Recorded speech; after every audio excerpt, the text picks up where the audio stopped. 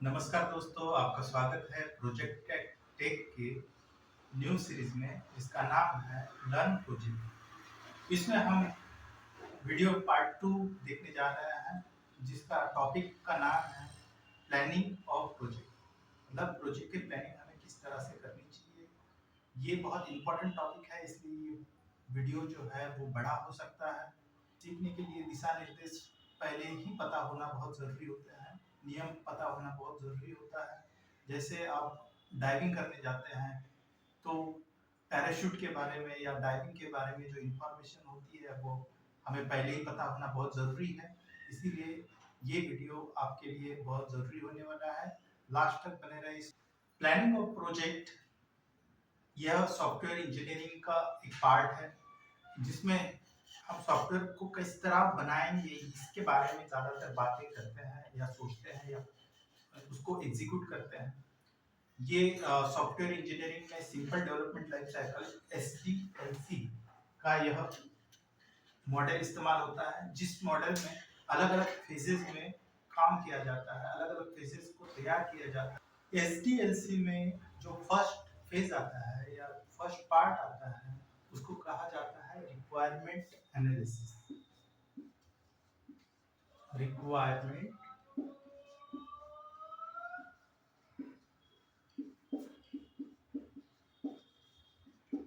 हम यूजर के रिक्वायरमेंट को एनालिसिस करते हैं।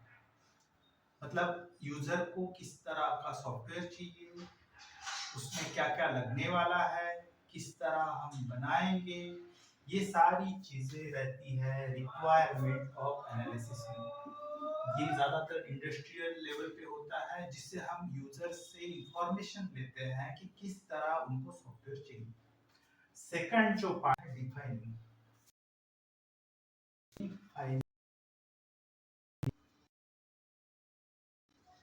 इसमें प्रॉब्लम को डिफाइन करते हैं कि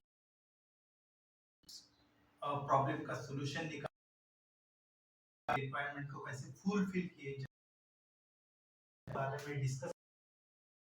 थर्ड जो पार्ट आता है वो आता है डिजाइनिंग का।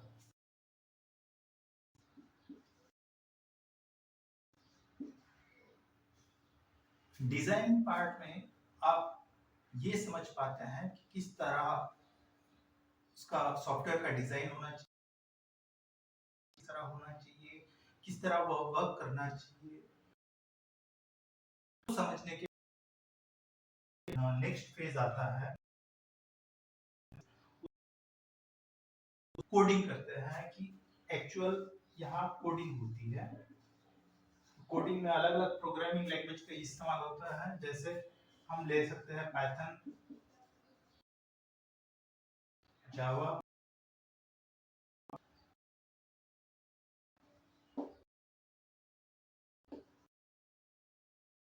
etc। लैंग्वेज है, प्रोजेक्ट बनाते हैं, करते हैं। इसके बाद जो नेक्स्ट फेज आता है, फिफ्थ नंबर को कहते हैं टेस्टिंग। देखिए अभी हो गया, उसके बाद उसकी भी हो गई, एक्चुअल उसके बाद आ रहा है पर जाता है और कुछ नहीं अगर मिल पाए का वो टोटली वेस्ट हो जाएगा, इसलिए उसका टेस्टिंग होना बहुत जरूरी है। यहाँ टेस्टिंग टेस्टिंग मेन आता है। टेस्टिंग अगर फुलफिल हो गई, टेस्टिंग फुलफिल हो गई, डिप्लॉयमेंट के लिए भेजा जाता है। अगर नहीं तो उसको फिर पे या डिजाइनिंग पे या कोडिंग पे ले जाते,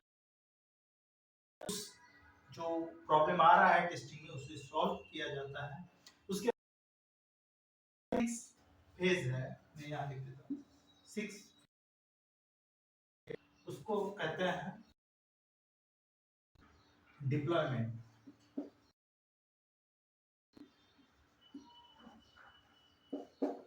यहाँ हम यूजर को टेस्टिंग कर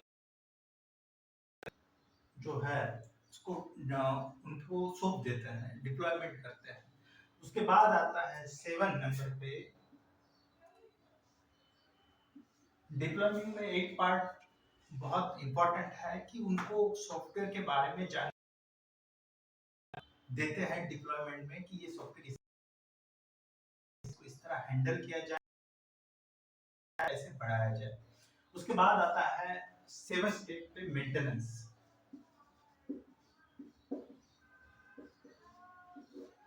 ये मेंटेनेंस आफ्टर डिलीवरी के बाद होता है, मतलब डिलीवरी देने के बाद अगर यूजर चाहता है कि उसमें कुछ न्यू फीचर्स ऐड हो या न्यू कुछ एडवांस टेक्निक ऐड हो या कुछ अपडेट चाहता है, जो बनाया है उसमें ही कुछ अपडेट उसको बना के दे, तो इसके लिए हम मेंटेनेंस लेते हैं। मेंटेनेंस का एक कंपनी में या कंपनी के तौर पर कुछ टाइम पीरियड होता है, जैसे 5 साल के बाद उसको एक्सपायर किया जाएगा कुछ, या मेंटेनेंस नहीं दिया जाएगा, उसका कुछ बेसिस कॉन्ट्रैक्ट बेसिस पे भी होता है कि 5 साल तक उसकी एक तरह से वारंटी रहेगी। तो ये हो गया है इंडस्ट्री लेवल पे या थियोरेटिकल बेस पे एसडीएलसी लाइफ साइकिल। एक्चुअल में जब प्रोजेक्ट बनाते हैं तो उसको उसके लिए हम थोड़ी अलग स्ट्रेटजी इस्तेमाल करते हैं, जो अलग अलग लेवल पे बना सकते। देखिए ये बात ध्यान में रखिए, जो इंडस्ट्री लेवल पे सॉफ्टवेयर डेवलप होते हैं या इंडस्ट्री लेवल पे सॉफ्टवेयर डेवलप किया जाता है, उसके लिए वह फेज है एचडीएफसी के अलग अलग फेजेस पे काम किया जाता है। जैसे कोई टीम रहती है, वो डिसाइड करती है, जहाँ उनको बिठाया जाता है, उनकी मीटिंग्स होती है, अलग अलग वहाँ काम होते हैं। पर अगर एक सॉफ्टवेयर डेवलपर काम करना चाहे तो किस तरह से काम करता है, अगर मैं एक्चुअल सॉफ्टवेयर डेवलपर की बात करूं या डेवलपमेंट की बात करूं, तो यहाँ सबसे पहले आता है आइडिया। फर्स्ट स्टेज आता है आइडिया, हम कहेंगे आइडिया। सॉफ्टवेयर डेवलपमेंट करने के लिए या सॉफ्टवेयर डेवलप करने के लिए आपके पास सबसे पहले इस्तेमाल होने वाली चीज है वो होनी चाहिए आपको नॉलेज या आइडिया। आप क्या बनाना चाहते हैं, ये आइडिया अलग अलग प्रकार से आपके पास आ सकता है। अगर इसका बात करेंगे तो पहला आता है सेल्फ आइडिया, मतलब खुद को ही आइडिया आ गया है कि मुझे ये सॉफ्टवेयर बनाना है, ठीक।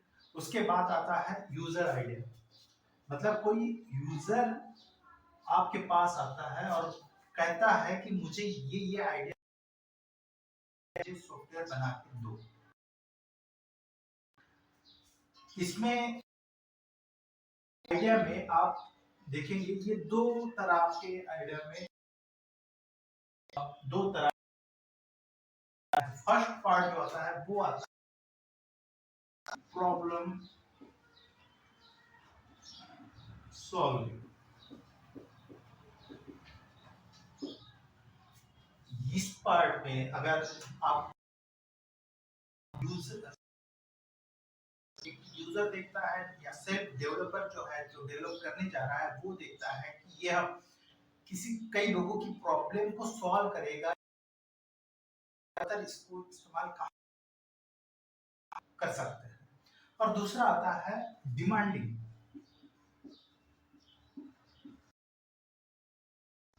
अगर प्रोजेक्ट की डिमांड मार्केट में ज्यादा है तो उस तरह बनाया जाता है। सॉफ्टवेयर डेवलपर प्रोजेक्ट ज्यादा बनाता है ताकि उसके प्रोजेक्ट को इस्तेमाल करे चाहिए उस चीज का। जो second phase real life actual software development में आता है वो आता है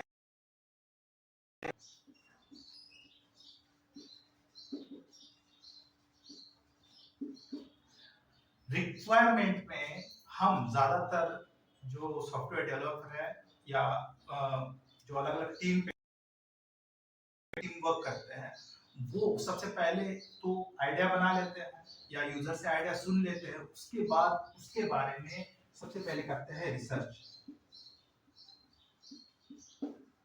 रिसर्च करने के बाद उनको पता चल जाता है कि सॉफ्टवेयर बनाने के लिए हमें किस किस चीज की जरूरत है, अब तक वैसे सॉफ्टवेयर कहाँ तक बने हुए हैं, उसके लिए कौन कौन सी लाइब्रेरीज बनी हुई है, और उसके कौन कौन से पार्ट हमें इस्तेमाल करने हैं हमारे प्रोजेक्ट में।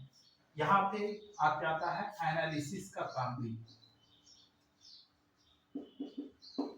एनालिसिस में हम बहुत सारे प्रोजेक्ट को देखते हैं, उसको एनालिसिस करते हैं, उस तरह के प्रोजेक्ट मार्केट में उपलब्ध है या नहीं इसके बारे में भी पता कर लेते हैं। इसके बाद जो मेन आता है रिक्वायरमेंट में, सॉफ्टवेयर डेवलपमेंट के फील्ड में, वो आता है डेटा कलेक्शन।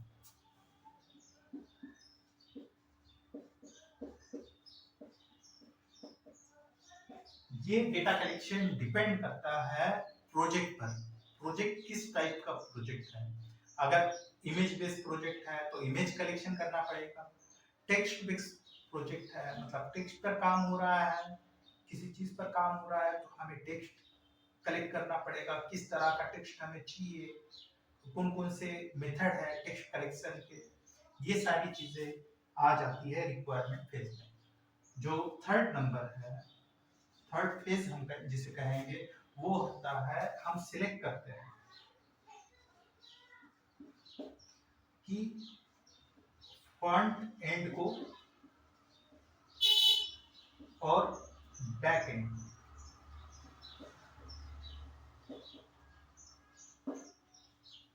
डेटा कलेक्शन हो गया, रिक्वायरमेंट हमारी फुलफिल हो गई है, उसके बाद का नेक्स्ट स्टेप है हम सिलेक्ट करते हैं कि फ्रंट एंड है तो डिजाइन का ही पार्ट, पर फ्रंट जो एंड है वो किस में होना चाहिए, बैक एंड किस में होना चाहिए। मतलब कि हम प्रोग्रामिंग का यहाँ चूज करते हैं फ्रंट एंड में कि कौन सी प्रोग्रामिंग में हम इसको बनाएंगे, जैसे जावा में बनाएंगे, पाइथन में बनाएंगे, पीएचपी में बनाएंगे, वेब बेस्ड होना चाहिए या नहीं, या बाकी सारी चीजें जो है उसको हम यहाँ फ्रंट एंड में एक प्लानिंग कर लेते हैं अपने दिमाग में कि नहीं हम इस प्रोग्रामिंग का यहाँ इस्तेमाल करेंगे, क्योंकि कभी कभी जो डिफिकल्ट होता है, इसलिए प्रोजेक्ट डिफिकल्ट होता है या आइडिया डिफिकल्ट होता है, तो उसके लिए किस प्रोजेक्ट में, मतलब किस प्रोग्रामिंग लैंग्वेज में हमें बनाना आसान हो जाए, इसके लिए हम यहाँ फ्रंट एंड का चुनाव कर लेते हैं पहले ही कि हमें ये इस प्रोग्रामिंग में बनाना है।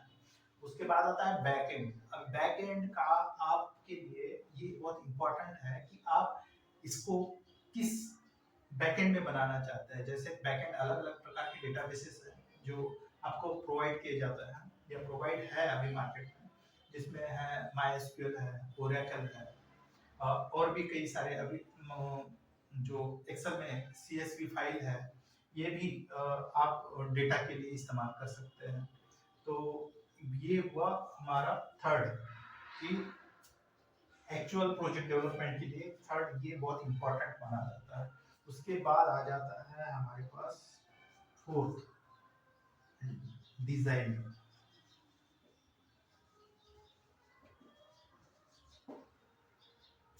अभी डिजाइनिंग मतलब हमने प्रोजेक्ट सिलेक्ट कर लिया, आइडिया सिलेक्ट कर लिया, आइडिया सिलेक्ट होने के बाद हमारे पास रिक्वायरमेंट भी आ गई, उसके बाद हमने फ्रंट एंड और बैक एंड भी सिलेक्ट कर लिया, उसके बाद एक्चुअल में आ जाता है हमारे पास डिजाइनिंग। अब डिजाइनिंग किस तरह हम करेंगे कि क्या क्या होना चाहिए सॉफ्टवेयर। अगर सॉफ्टवेयर में आपके इसमें भी एक क्लासिफाई आता है कि या डिजाइनिंग कौन सी, सबसे पहले हम इमेजिनरी करते हैं, इमेजिनेशन।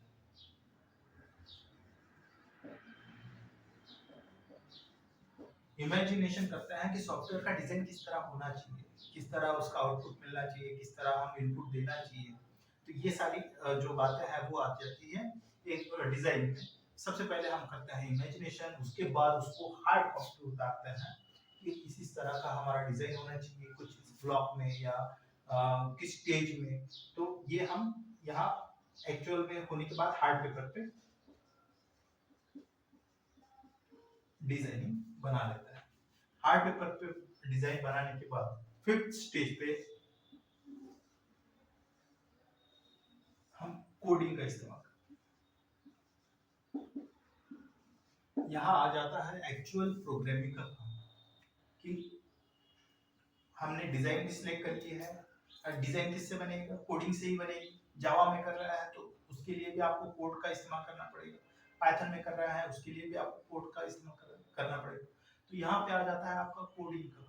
अभी कोडिंग दो तरह से होती है, पहले तो डिजाइन बनाओ, उसके बाद उसका बैकएंड बनाओ। बैकएंड यानी जो प्रोग्रामिंग काम करता है, किसी किसी प्रोजेक्ट में बैकएंड नहीं होता है, अगर कैलकुलेटर सिंपल कैलकुलेटर बनाएंगे हम तो बैकएंड उसमें नहीं इस्तेमाल करेंगे, हम सीधा इंटरनल जो डेटाबेस है या इंटरनल प्रोग्रामिंग है उसी का इस्तेमाल करेंगे या बनाने के लिए। कोडिंग के लिए अगर कोडिंग की बात की जाए तो हम कह सकते हैं कि कोडिंग में अलग अलग प्रोग्रामिंग लैंग्वेज में हम यहाँ इस्तेमाल करके उसका फ्रंट एंड और बैक एंड एक साथ बना सकते हैं, या बैक एंड की जरूरत ना हो तो सिर्फ फ्रंट एंड बना के उसके इंटरनल वर्क हम कर सकते हैं। ठीक है, अभी यहाँ आपको पेंट का इस्तेमाल करना पड़ेगा जावा में, अगर पाइथन में कर रहे हैं तो टीके का इस्तेमाल कर सकते हैं। ठीक है, कोडिंग का हम बाकी आगे देखेंगे। उसके बाद जो फेज आता है ये हुआ फिर, उसके बाद आता है जो फेज वो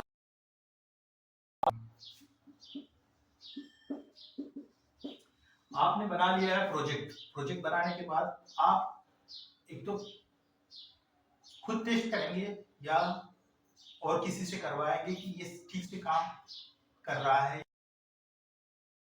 उसके लिए अगर कोई एक्सपर्ट आप कोई प्रोजेक्ट बना रहे हैं, मेडिकल के लिए प्रोजेक्ट बना रहे हैं और वो प्रोजेक्ट ठीक से काम कर रहा है या नहीं कर रहा है, उसके लिए आप उसके एक्सपर्ट,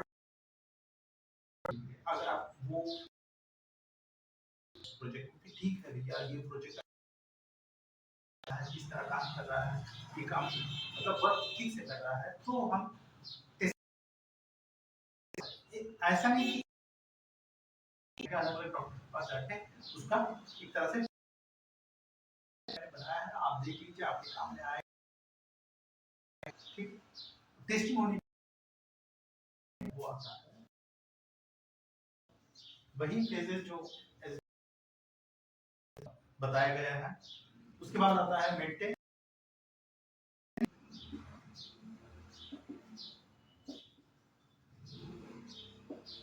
और 8 नंबर पे जो है वो आता है उसका, उसके बाद मेंटेनेंस मतलब बना दिया है